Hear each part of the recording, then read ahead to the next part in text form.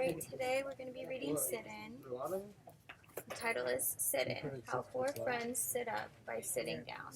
What do you guys think that title could mean? What do you think they mean by how four friends stood up by sitting down? They stood up for themselves, doing something that involved sitting. So like they held their ground, doing something that involved something opposite of what they were supposed to do. Okay, and what do you think that, based on the cover of the book, what do you think that they might have been standing up for? Well, I see, say they're African American. Looks like Do you guys want to look through some of the pictures, and then we can maybe see if you guys have a better understanding? Yes, guys. We'll do a picture walk then. Good question. I That know. looks like just like the cover. I think they're pretty cool. You see that other people have food and they don't. And they're all white too. I'm assuming Surface white. It says Police officer. something's probably gonna go down. He looks unhappy. Yeah. Probably like the manager or something. it's easy. Let's see how easy this is.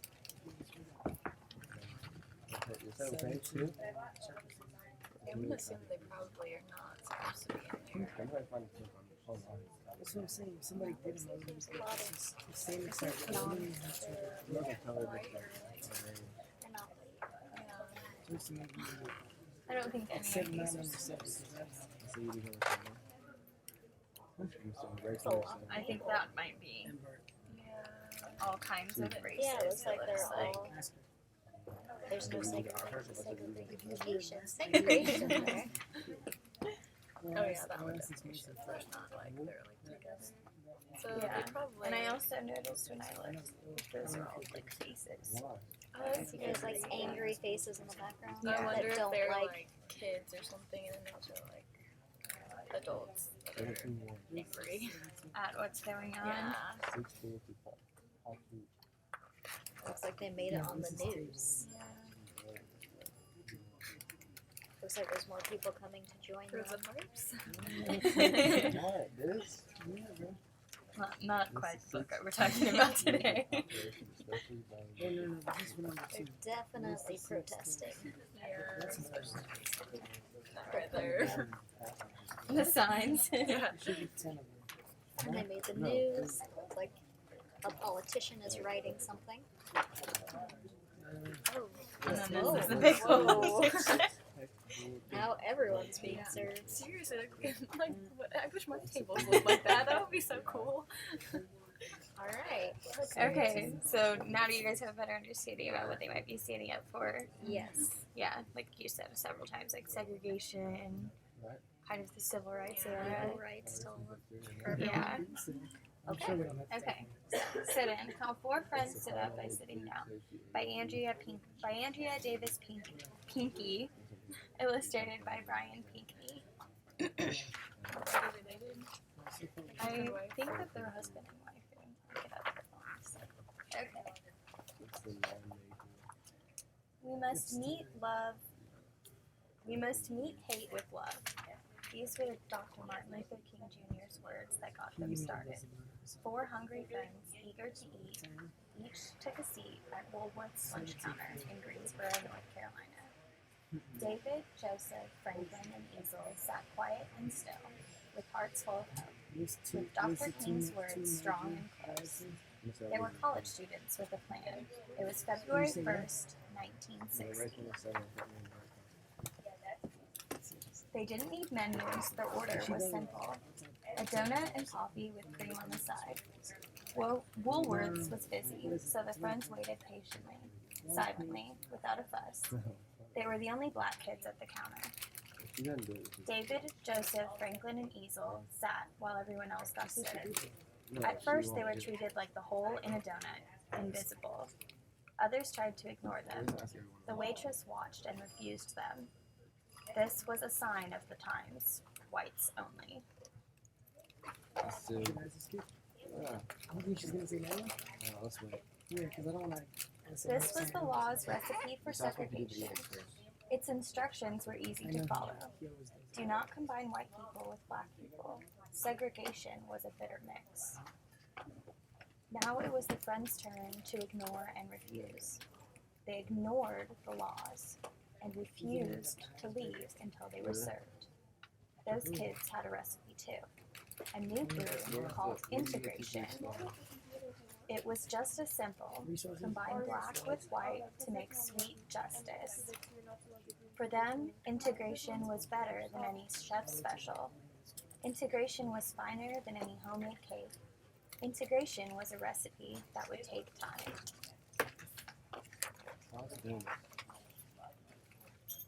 So David, Joseph, Franklin, and Easel sat quiet and still, with hearts full of hope, with Dr. King's words strong and close. Be loving enough to absorb evil. I don't have any. They sat straight and proud and waited and wanted a donut with coffee and cream on the side. After sitting and waiting and wanting, a police officer came, but the four friends wouldn't leave. The police officer didn't know what to do. The students were doing nothing wrong. No crime in sitting, no harm in being quiet, no danger in looking hungry. The officer left the lunch counter without doing anything. The Woolworths man turned off the lights. He announced, "Woolworths is closed." So the customers left, including the four friends who went home to dinner, where they were served first. Where are you?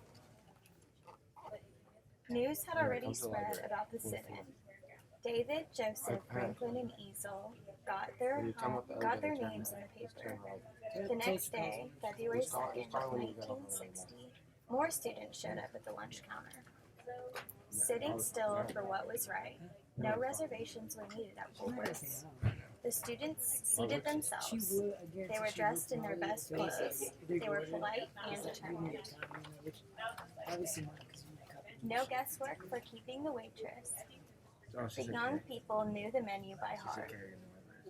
They ordered no food came. So they sat in silence and waited and wanted a donut and coffee with cream on the side.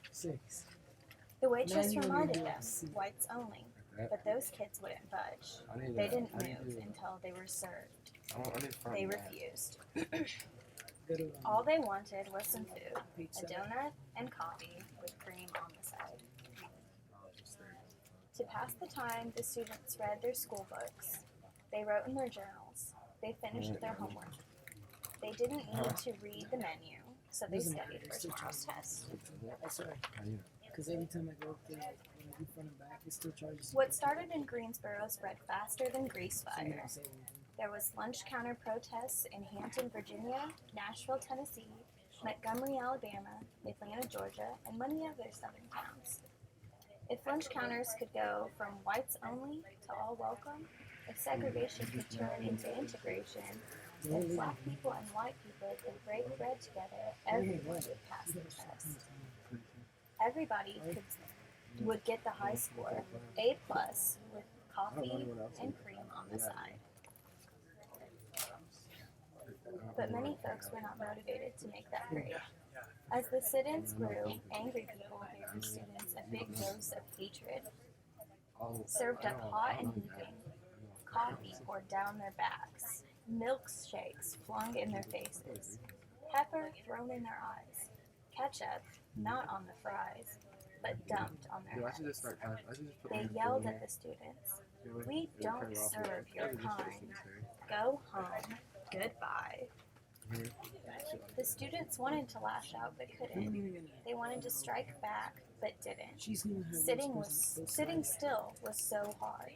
Practicing peace while others showed hatred was tougher than any school test. Now there were news cameras filming the sit-ins. The viewers at home watching it all on TV. The students were more determined than ever to show the world the true meaning of peace. So they sat in silence, with hearts full of hope, with Dr. King's dream true and close. These were the words that kept them going. We must meet violence with nonviolence. The students sat proud and still, and waited, and wanted a donut and coffee with cream on the side. Soon the sit-ins grew bigger and wider. White students joined their black friends to protest the unfair treatment by restaurant owners who would not serve food to black patrons. They also opposed segregated libraries, buses, parks, and pools. With so many students gathered, people got scared there would be fighting. They were afraid that all those youngsters grouped together for a cause. Even though the students were committed to peace, the police now took action. They accused the students of loafing. They arrested them. They took them to jail. The students didn't resist. They didn't fight.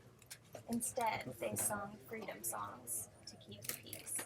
They held Dr. King's words steady and close. Demonstrate calm dignity.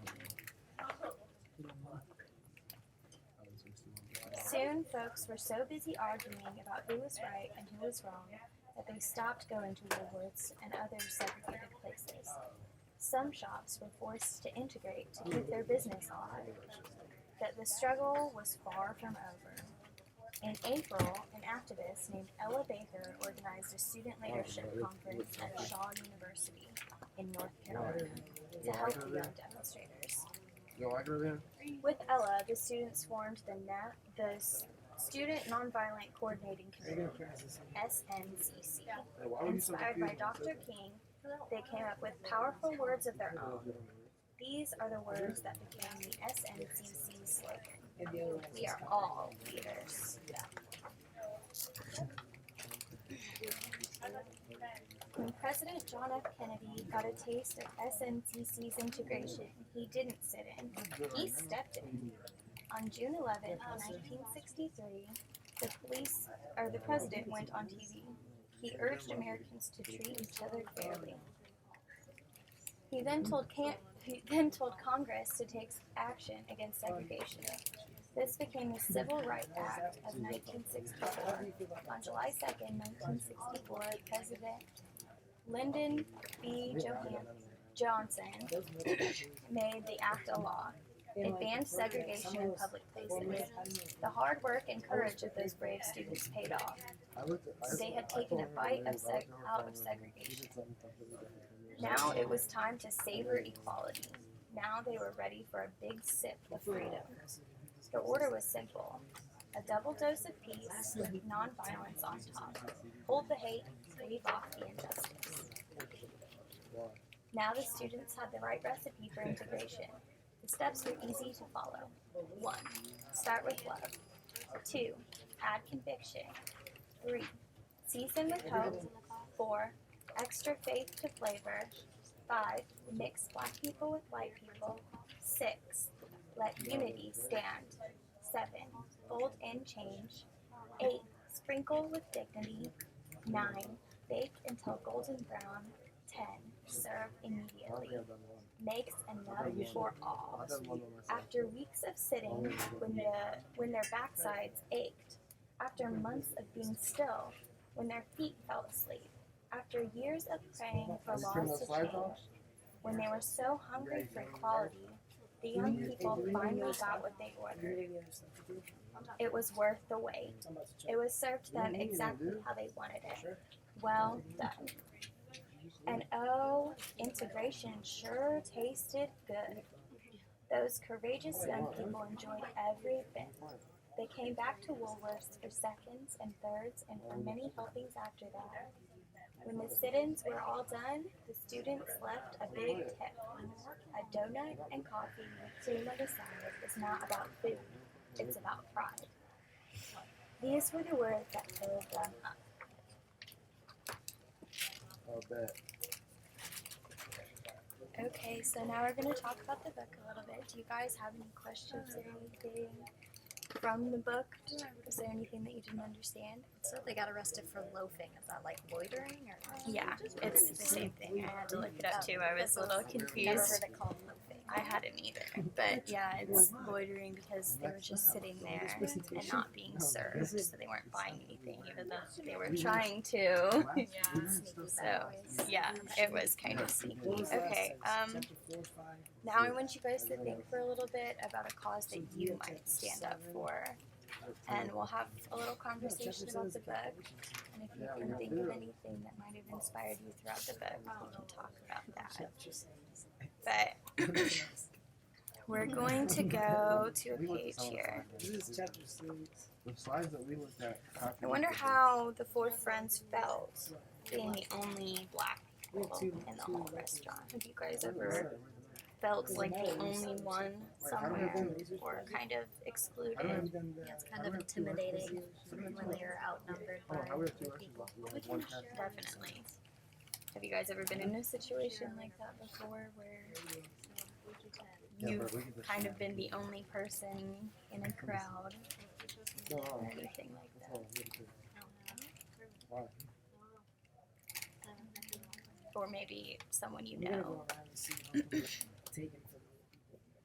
I can just think of like being the shortest person in the crowd. Sometimes that's a little intimidating, and especially if I don't know anyone, I can feel lost pretty easily. I can definitely relate to that. When you're surrounded by a bunch of people who are taller than you, it's like you can't see anything, and it can be scary. And I'm sure for them, like, that would be really scary knowing that you're doing nothing wrong, but it's something that everybody sees as wrong. Okay. Did it surprise you that when the police officer came in, he didn't do anything? Did that surprise you at all? I know the first time when we walked through it, you said, oh, something's about to go down when we got to that picture. That's what I thought from the picture. He's tapping his baton. Yeah, And he definitely looks angry. Yeah, I was surprised at the first time they didn't, because it's like, Kind of expected. I guess like they needed a reason, like a more of a reason than just. Yeah, eventually they created their own reason, the loafing, but I guess he was kind of smart the first time and realized he didn't legally have any means to arrest them by, so. Because they were just sitting there, but then the longer that they were there, the more reasoning that they would have. Yeah, I was still surprised because of the time, because they're talking about other sit-ins where people getting milkshakes thrown at them and ketchup dumped on their head. That's kind of the reaction I was expecting more. Okay, what do you think caused those kind of reactions? Because I know that didn't happen until later in the book, like you said. So, I'm sure what it was do you their think? pride. So it was their pride. The people who believe in segregation, they didn't like that people were trying to tell them they were wrong. They got. I bet at first it was just like, oh, they're just four college kids sitting there, like no big deal. But then the longer, I think the longer they let it simmer, it's like, oh, no, like things are actually like they're here for a reason. Like we can't doesn't happen. Like, And you also pointed out, like, over time, by the time that they did start to take action, there was more people. So that might have also had something to do with, because there were more and more people that kept coming to the sit-in. yeah. Like not just those four guys. Mm-hmm. And I think it's smart that there was more people showing up, because then businesses were pretty much being forced. They had to do integration or they were going to go out of business. They're not serving most of the people in their building. They're not going to make anything. That's true. I know that we mentioned in the picture walkthrough that this wasn't just, you know, black kids. This was all kinds of different kids. Do you think that that affected their statement? I think absolutely. Like, if it was just the black students sitting there, everyone just be like, you just want this. As where maybe with the integration, they're like, maybe we're doing something wrong here. It's not just them who believe this is right. I wonder if the, say, you know, there's a little white kid. I wonder if he was served. What do you guys think? I would say probably not. If he was sitting in, like, if he had the same reasoning, I wouldn't, like, yeah, I wonder if maybe if he was like asked by the waitress to be like, well, I'm sorry, this person's been sitting here longer than me. I'm not going to give you my order till you take theirs. So you wonder if maybe they were offered food but turned it down. I didn't think about that, but it was the first time I went through that I was kind of wondering, like, I wonder if they would have gotten food and could just been like, some of mine. That would defeat the purpose. That would completely defeat the purpose. Okay. Have you guys ever witnessed a protest of any kind? I mean, I know in Indianapolis there have been some protests. Have you guys ever seen or driven through or anything like I've that? seen ones out, actually from Fort Wayne. When I would drive through downtown Fort Wayne, sometimes by the courthouse, there'd be people out there with pickets. I know, like, a while ago, it was about Iraq and all of that stuff. I always saw signs about it. I've seen pictures of it, like people protesting like the zoo and things like that. Yeah. The but, zoo? Oh, like PETA? PETA? Yeah. Same idea. Do you have an Mostly hour? vegans, but pictures, but Yeah, Do you think that it's effective to... it depends on how many. Well, craziness there's it things is, like I know in DC every year they have tens of thousands of people go for the abortion walk, like pro-life, and you don't really see that on the news. You don't see it unless you go there, which is crazy since there's so many people there.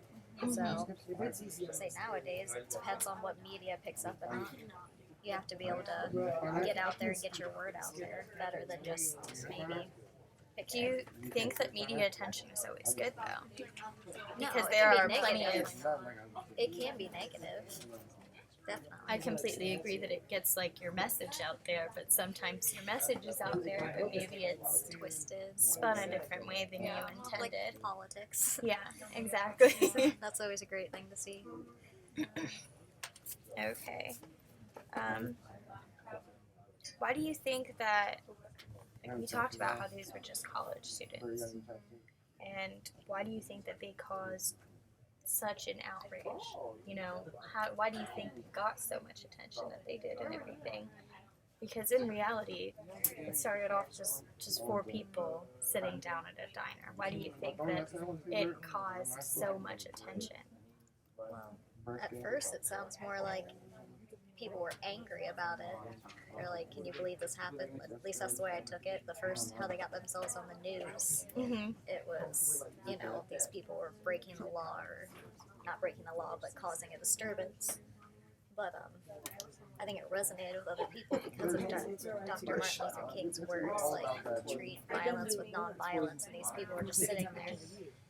I feel like the younger the generation was, the more friends they had that were like integrated friends, and so like I feel like the parents would be really upset about it, and then they would like talk about it, and then like it kind of goes back to the social media thing, only not obviously social media like online stuff, but like the different work connections that people had, like just the talk. Mm-hmm.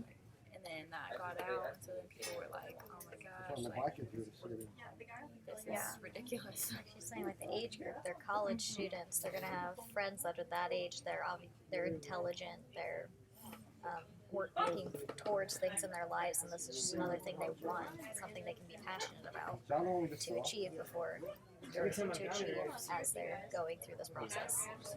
Okay, so going back to what I kind of mentioned at the beginning of this talk, we're all college students. Is there anything that you personally think, or maybe even since we're all education majors, that you think as education majors that would maybe spark the same kind of reaction? Maybe something you're really passionate about that you could make a major impact on. I know in a lot of classes they talk about getting everyone's culture in the classroom, like not leaving cultures out. Some people, they might, another race or ethnicity or just someone from a different culture might feel left out because the stuff we talk about in our daily lives in the classroom might not actually pertain to their daily life or what they go through with their family and everything. So I always love when teachers talk about that and ways you can bring other people's culture in, and especially letting those kids like share it with the class. Do you think that with a cause like that, today, do you think you would have much opposition? People who would I be don't know about upset about it? opposition so much as it would just be something you'd have to work hard for. Mm-hmm. I don't think there'd be people against it so much as people just don't do it. I think it would depend on the culture. If I know if like, and I can't even think of an example. I think it depends on like the background of the family. Because like maybe some families would be like, oh well, Martin with me? There's a lot of terrorist talk and stuff like that anymore, so some families might freak out because of where's the prince from. That's true.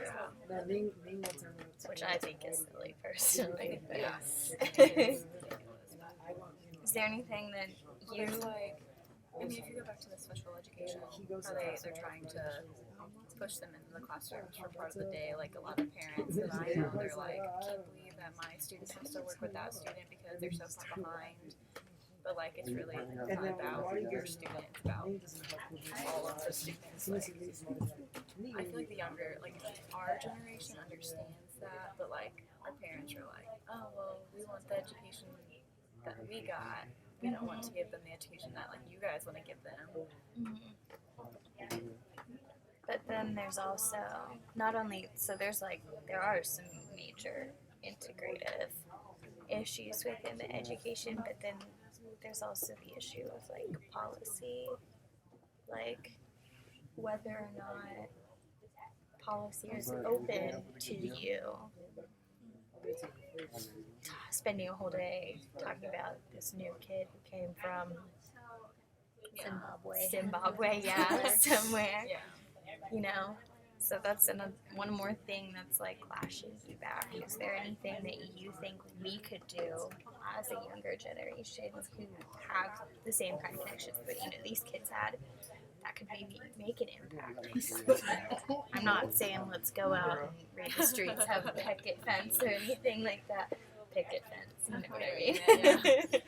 But even just like getting to know other cultures for our own sake, and then that way we can use that when we do teach, or like even using our own or learning about other people, and then like telling our friends, be like, oh hey, I met this person from this place, and they're actually pretty cool, and like this is what they were about, this is the cool things they did. So even like the simple steps of like becoming informed yourself, and helping others become informed, like maybe not this drastic, but like it's still, I think it would make a change. Because like my mom's like, oh, you're friends with a Mormon? What? And I'm like, yeah, like so just like the little things like that are outrageous to certain ages and stuff. Anything to add? Are you good? I'm good. Okay. What? Let's see. What do you think made the peacefulness of this protest work? And do you think that other protests like this, like, different protests for, I know the whole Wall Street thing happened, or you know what I'm talking about? It was like, what was it? Oh, I just know it happened. It was like a bunch of people trying to boycott big business or something like that. It was all peaceful protest kind of thing. Do you think that works today? Do you think something like that would work today? I think in the long run it works better, but the more like the riots and stuff like that gets the attention of the media immediately. Like that gets an immediate reaction. It's not necessarily the right way to do it, but I don't think we really have anything like that stick that's going on. Like we have things that can be like changed on like but that's all like politics side. Well, I know that when where was it, that cop shot that black kid and it started a bunch of riots and stuff like that. It's not gonna stop anything. It's gonna make it worse. But I know that there were some like peaceful protests in the midst of that, but because of like the riot aspect, like drown it out. it all got shut down. So I think if it all was peaceful protests and not just like a few of them with like a riot. Like the riots they always outshine. Like big things that happen like that, they always outshine them, no matter what. So say all of our campus, all of our student body decided to protest something. We peacefully just stood out in that big grass area in the middle of campus. Just, I think that would get something done if all the students. but do you think that it would be shut down? Do you think it would get negative attention, or do you think it would just Depends. Get If it's changed. peaceful, then yes, I think so. I mean, obviously, if they were causing chaos and stuff, there's a lot of different hazards that could be from that many people. They'd be afraid of a riot breaking out or something. Then yeah, it would definitely get shut down. But I think like even like okay, say we were like protesting class or something. I know that. But I'm saying I feel like something would happen, but it wouldn't be like it wouldn't. be violent? Yeah, Maybe? it wouldn't be like a violent reaction. It would be like, oh, we should probably talk to them and see what they want. Like, you know, just get their side of what's going on. Well, I would like to hope so anyway. Yeah. I'd like to hope that we wouldn't be tear gassed and batoned or anything like that. Okay, well, do you guys have any comments, questions, anything on the book? There's like a timeline section if you guys have any questions on the facts. But you guys have probably heard a little bit about it anyway. Yeah. civil rights. So, you guys good? We're good. All right. Awesome.